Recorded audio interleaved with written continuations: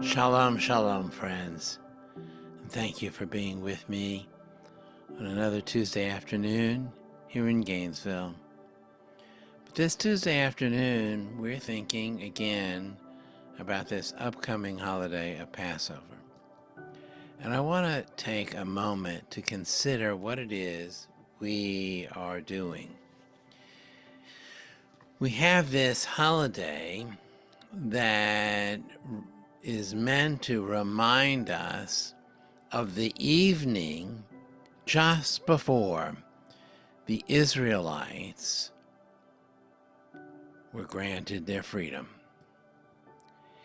It was an evening where they were instructed to stay home, to not leave their houses, that there was danger and blood needed to be placed on their doorposts. It was an evening that must have had for those ancient Israelites a kind of anxiety to it. That evening where they were told to stay home, to eat a Passover sacrifice, and to somehow await the morning. Now, for those ancient Israelites, they did not know what tomorrow would bring. They had no idea if they would wake up to their freedom or to their death. They did not know if the sun would come up and the world would return to its normalcy, or the sun would come up and everything was different. That's the evening that we're told to recall when we observe Passover. This evening of great anxiety. It's an evening where the Israelites stood in the threshold. Literally in the threshold, not knowing what would happen when they would cross over that threshold and the morning would come. We're told to relive that, to reenact that evening, to somehow remind ourselves of that strong anxiety. We don't back away from it. We don't say, oh, no, no, no. No, we relive it. We relive it because, in truth, our own lives are always in the threshold.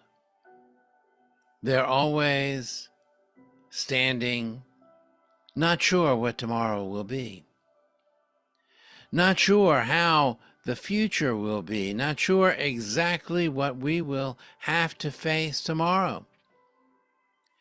So when Passover evening comes and the sun begins to set and we gather around the table, we're reminding ourselves that we don't know. We can't be sure.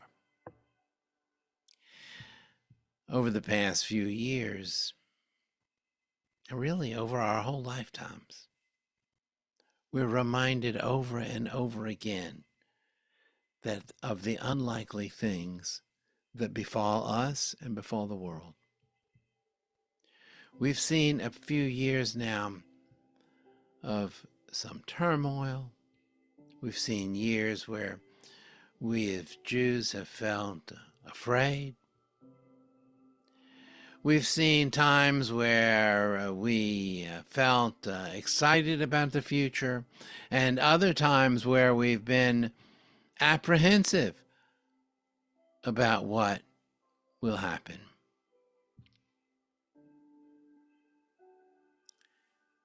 We could bury our heads in the sand.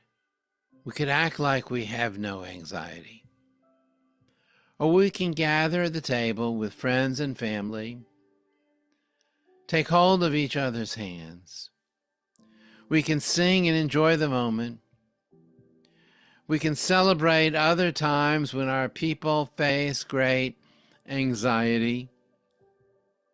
We can remember their ultimate triumphs and maybe remember our own ultimate triumphs as well.